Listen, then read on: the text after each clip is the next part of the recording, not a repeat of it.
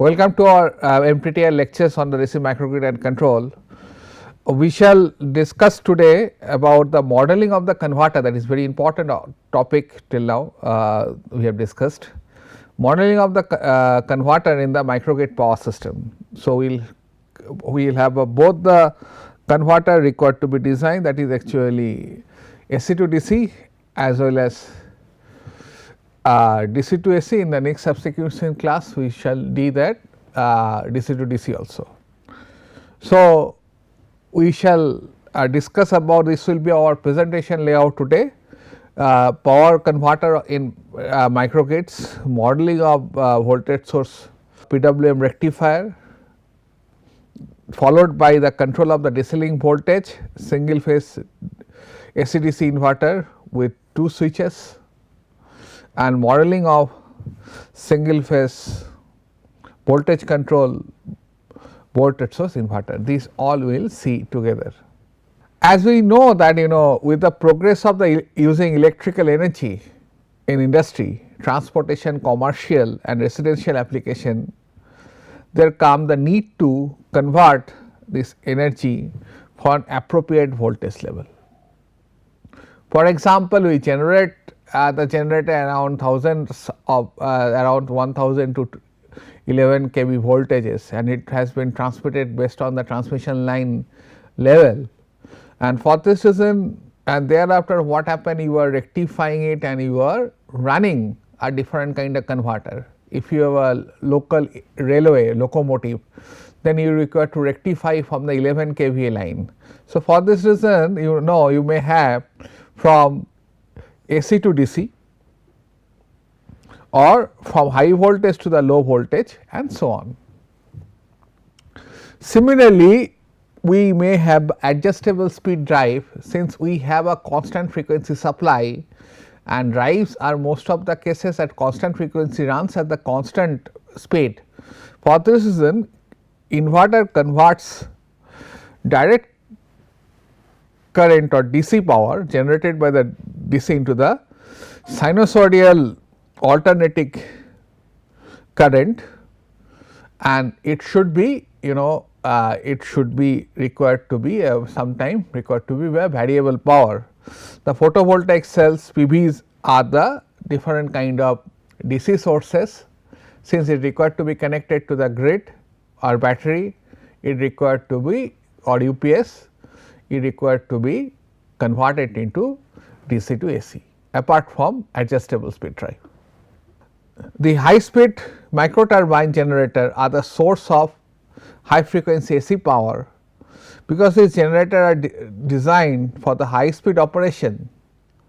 They are lightweight and low volume, since you know that essentially V is proportional to, or if you write proportional to F, more the frequency. This other part that is basically comes under the picture is a B and N can be reduced. Mainly A is the area, B is the flux density, that depends on the material, and A is in a number of turn. So, A and N can be reduced by increasing the value of F. So, they use natural gas altogether with their fuel cells are considered to be the green energy source, because they have a minimal carbon footprint. So, that can be used for many microhydral or fuel cell based generation system. Apart from that, we have a variable wind speed generator, have the same operating principle as that of the micro turbine, except they run at a variable speed and generate variable frequency AC power as well as voltage. So, for this reason we require to have a processed energy, and this process has been done by the different type of AC to DC or DC to AC type of converter, power converters in microgrids. To utilize the variable frequency AC power sources, the generator power is rectified to the DC power using a AC to DC rectifier, that is a simple rectifier, and thereafter DC to AC inverter are also used to convert the generator DC power to the AC power at a system operating frequency as illustrated in the system. So, you have a wind turbine or the variable speed permanent magnet motor generator, and then it will be converted to the AC to DC, and here you require to track also maximum power point. So, for this reason you have a buck boost converter that will help you to actually track the maximum power from this wind or hydel setup. Mostly it is wind setup. Thereafter you may have community storage for the local usage, also controlling the peak power management. Thereafter it can be converted into the DC to AC and required to be connected to the grid to send it to the, and this is for the microgrid. This is you may have a local load and you can send to the local utility, or you can dispatch power to the active converter. Now, principle of modeling, that is something we require to investigate time on it. Modeling of voltage source PWM rectifier. The voltage source rectifier is widely used for this purpose, because please understand why we require this active rectifier. We may use in case of also 400 converter converting AC to DC with a unity power factor, also having a low distortion into the and all the power quality issues into the AC side. So, it is one of the main part. Instead of the diode bridge rectifier, we will use this PWM rectifier. Another issue is actually the power rating of the diode. So, once high current flows through the diode, then if it is and this power diode will drop around 1 volt. So, in that case this drop is quite huge, and sometime to negate those drop also we use synchronous rectifier, that is MOSFET based, that is generally used for the low power application. But for the high power application we require control rectifier, and we require different kind of power quality issues, and for this reason PWM rectifier is preferred.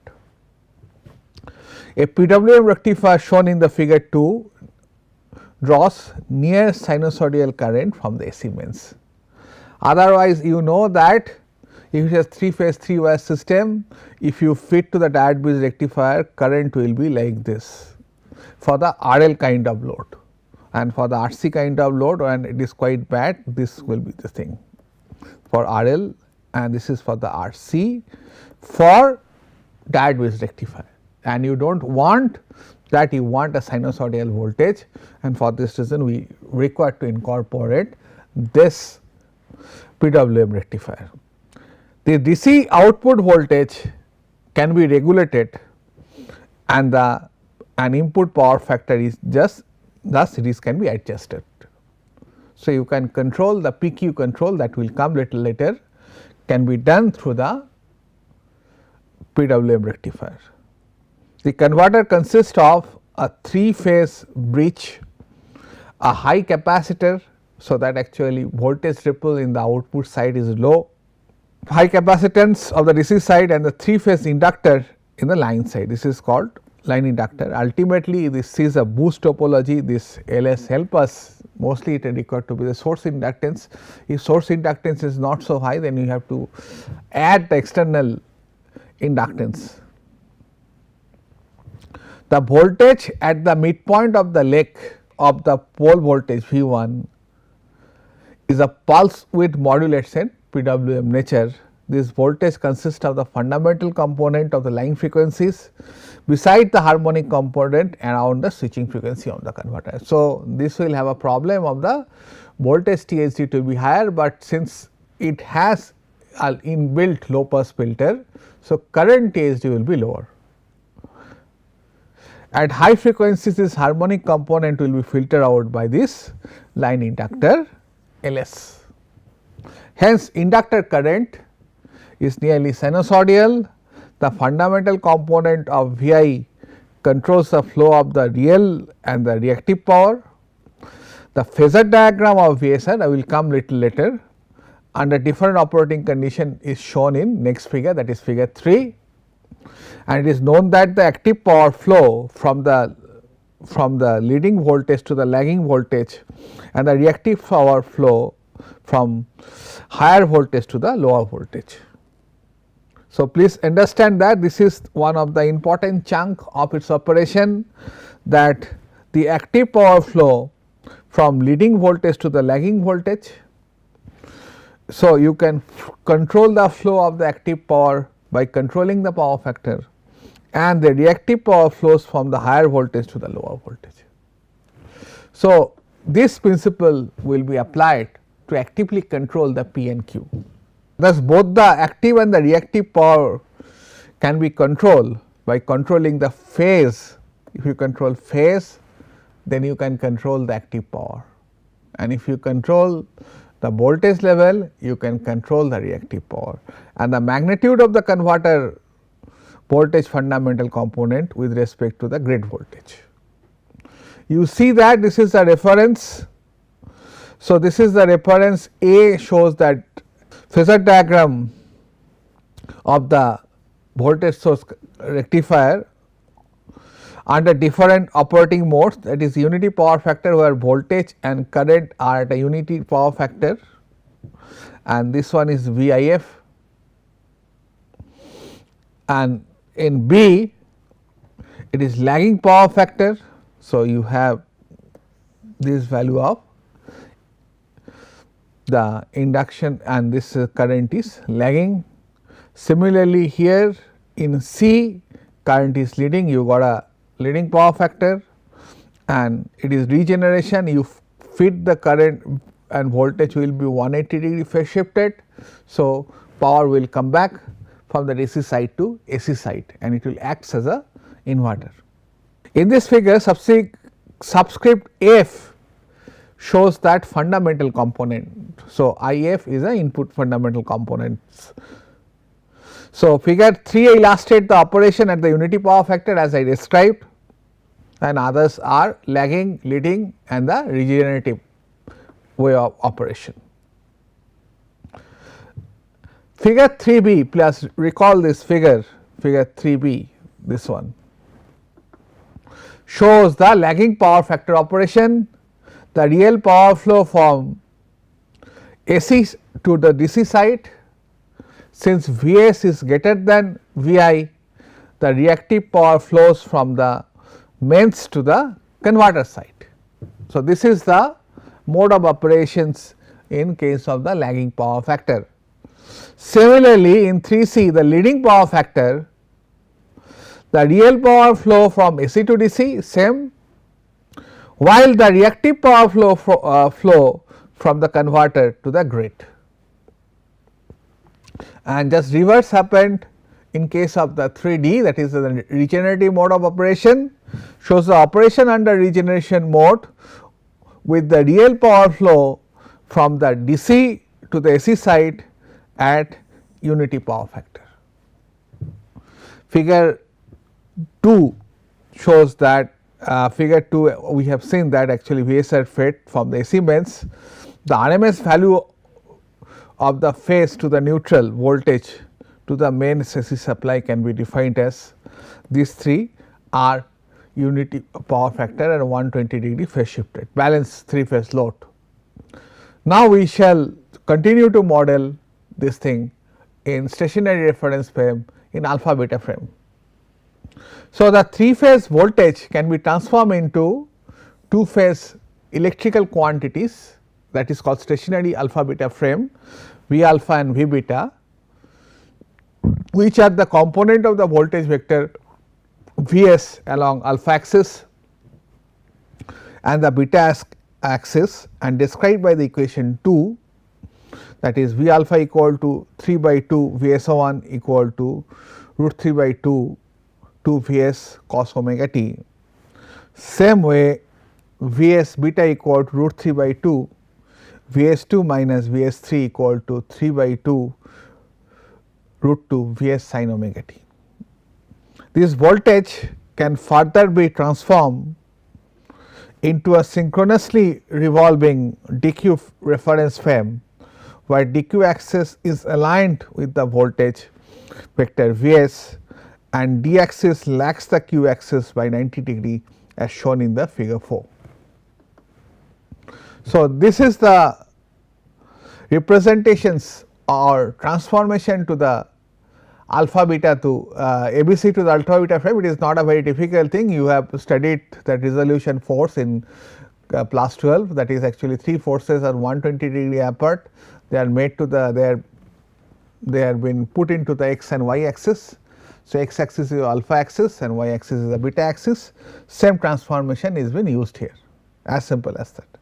So, q now we shall, once we rotate this alpha beta frame into a synchronous speed, then it becomes dq, and thus what happened at this stage, this electrical signals which was in stationary, and since you were stationary you look like that it is rotating at 50 hertz. Once you rotate at a synchronous speed, those entities are remain stationary with respect to you. So, transforming alpha beta to dq frame. So, SQ can be written as minus Vs alpha sin theta plus Vs beta cos theta, and St equal to Vs sin alpha sin theta plus Vs beta cos theta, where theta is the angle of the d axis measured from the alpha axis. So, this is the when it is rotated at a sync frame, and this is the initial reference, with that we may have angle theta. So, this becomes d, and perpendicular to it, it should be q, and ultimately this will become St, and perpendicular, and this is the basically S, you will have it has been split to Sd and Sq into components. Now, similarly, so we can write the voltage equations of the VSR in the dq reference frame are being represented here, where Rs and Ls are the inducted resistance of the source inductance and the source resistance we can talk about. Now, microgrid has a problem, you know that actually predominantly it is resistive. Generally in case of the normal grid, we generally neglect the value of the resistance and it is predominantly inductive, but we shall take care of these things in later stage. So, Vst equal to, then it can be represented by Rs Ist plus Ls Isdt. Please understand, I was telling it looks like DC, but it is not DC. For this reason this term will survive, and similarly omega Ls into Iq, omega Ls Isq plus Vid. Similarly, you got Vsq Rs Isq plus Ls dq dt minus omega Ls Isd. These are the cross term. Here with Isd you will get this Isq, and here with Vsq you will get Isd plus Vid, where omega d is a grid frequency radian per second and Vid and Viq. So, Viq are the converters sites voltages. Control of the DC voltage, it is quite the important aspect of controlling the active rectifier or PWM rectifier. Control of the DC voltage require a feedback loop. The DC voltage Vd is compared with the reference Vrf, and the error signal E obtained from the comparison used to generate the template waveform. The template should be a sinusoidal waveform with the same frequency of the main supply. So, we have to generate the unit template from the voltage sensor. Now, look, this is the voltage supply, thereafter is IS, you have a source inductance, generally you have to put extra source inductance, you generally require this value of Ls to be 0.05 per unit. Accordingly, you can, and generally if it is voltage is quite higher, then you may require to use the multi-level converter. I was, for sake of simplicity, we are linking 2 level converter. Now ultimately you got a VDC and that has to be compared with the VREF, and you got an error signal. This error signal will multiply, will be fed into the PI controller, then whatever reference will come out, it will be multiplied by the unit voltage template, then the reference for this converter will be generated. This template is used to produce the PWM pattern and allows the controlling of the rectifier in 2 different ways. One is the voltage source current control PWM rectifier, for this is size of the inductor required to be higher, and the voltage source voltage control PWM rectifier. And in first method we shall see that this is quite familiar. The first method controls the input current and the second controls the magnitude and the phase of voltages of VMOD. It is abbreviation, magnitude and the phase of the voltages. The current control method is simpler and more stable than the voltage control method, and it is inherently protected from the short circuit. Now let us come to the AC to we have talked about AC to DC converter, that is rectifier. Now we will talk about DC to AC inverter. You may find that its application in PV array. You have a DC and you have to connect a local AC grid, and for this reason you require to rectifier. In IIT Roorkee we have a DC microgrid, we have AC microgrid, we have DC microgrid test bench, and we have genuine AC microgrid because ABB has donated that battery setup, and so we have a solar power installation at the rooftop, and excess power is being sent to the battery to store, and ultimately you have AC to DC converter, then bidirectional AC to DC converter, then you have a battery charging, that is also bidirectional AC to DC converter.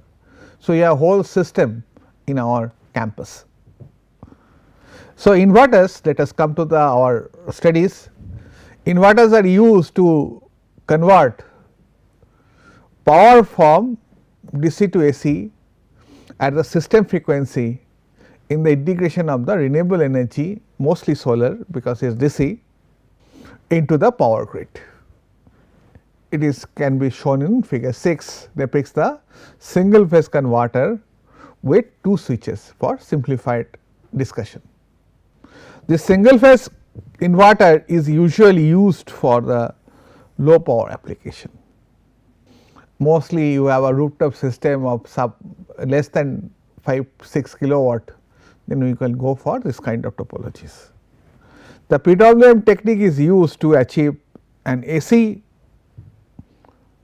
voltage of the fundamental frequency of 50 or 60 hertz depending on the what kind of country you live in, and if the switch S1 is on, the potential at a point A is same as that of the positive DC bus, and if the switch SW1 is on, the potential of the anode A is that of the negative DC bus, because once the switch is on, so this point will go to here, if this switch is on it will go to the lower DC bus. So principal operation, you can have a different kind of PWM technique, you can have a bidirectional PWM controller, you can have a unipolar bipolar PWM controller, you can have a unipolar PWM controller. Here it is a unipolar PWM controller. For this you can find that it is switching to plus VDC to minus VDC. Figure 7 show 2 waves are compared, the sine wave Vc that is designated as a control voltage and a triangular wave Vt with amplitude and the frequency higher than the sine wave. So, this is the, so you have a modulation index. Please refer your PWM technique in your books or my previous NPTEL Tech lectures in advanced power electronics.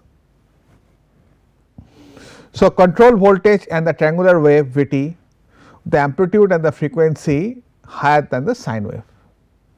The sampling rate is Ts equal to 1 by Sf, where Fs is the frequency of the triangular wave. The switching policy based on the comparing Vt with Vc, this is the principle of the bipolar PWM. So, once Vc is greater than Vt, SW1 is on and SW1 equal off. So, you got plus Vdc. Otherwise, if Vc is more than Vt, then switch SW1 is on, minus is on, and ultimately you get negative DC bias voltage. If it is coupled to the 0 voltage, you get 0 voltage. Now, the magnitude of the fundamental of the AC output voltage is directly proportional to the ratio of the peaks of Vc and Vt, and this ratio is defined as the modulation index. So, modulation index Ma is essentially the ratio of Vc max by that carrier wave or a triangular wave. The peak of the fundamental component of the voltage is Van1 equal to IDC by 2 into Ma.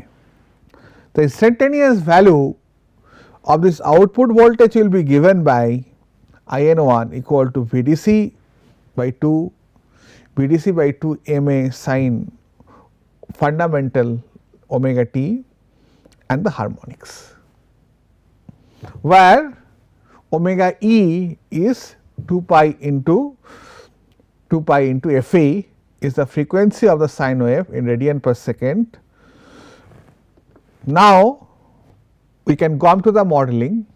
The single phase voltage control VSI with a second order LC filter, because you got a, because you generate PWM and that is not allowed to connect, and ultimately there is a limitation of the voltage TSD and the current TSD is been imposed. For this reason, we require to have a filter for grid connected inverter. Also, if it is a single phase load, that also required to fit with the filter to make this current sinusoidal.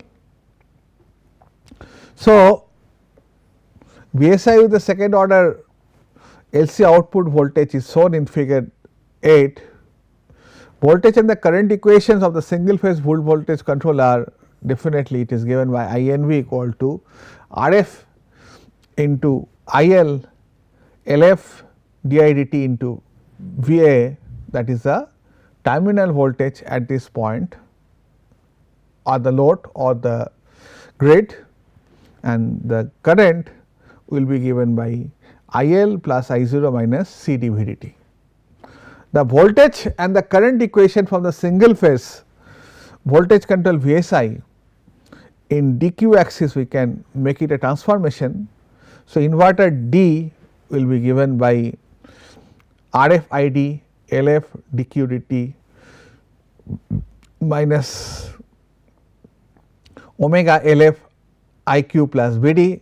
Similarly, for the Q domain to RF IQ LF diq dt to omega LF ID plus Vq, and similarly this current will be transformed to this method ID and IQ. Thus, you can control the flow of current of ID and IQ depending on the requirement.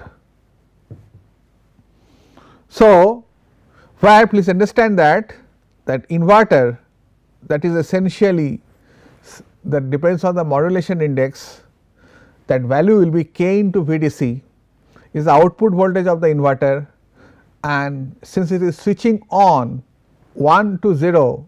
So, it can be 1, 0 or minus 1 depending on its pole voltage which has been clamped to, is a control variable depending on the state of the switches in the single phase full bridge converter is been controlled in case of the VSI. VL is a current through the filter inductor LF, and RF is the resistance of the filter inductor, and CF is of course the filter inductor for the capacitor. I 0 is essentially the load current, that is given by VA by Z. Z is the load impedance, and omega is the angular frequency, fundamental angular frequency. Now, we have to control this control loop. An AC voltage controller with cross coupling, because you can see that omega terms comes, omega LF comes with the cross coupling. This term is essentially cross coupling, this term. Here it is IQ and here it is ID. That is what I am saying. So, that an AC voltage controller with the cross coupling filter, cross coupling of filter CF, and the inner current controller with the cross coupling with the LF as shown in the figure.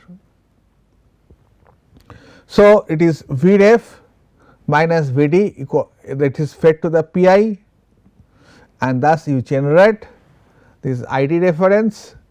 Similarly, what happened, there is another loop, please come into the picture, Vd, thereafter you got a Vq, Vq will be multiplied by Cf into omega and it will be substituted, and similarly Vq will be subtracted from the Vref fed to the Pi, and this term Vq will be multiplied with the Cf. This is the inner current loop. Similarly, once you start with the inner current loop, you start with the Vd and Vd ref, Vq and Vq ref for this outer voltage loop. So, you will have current as a reference.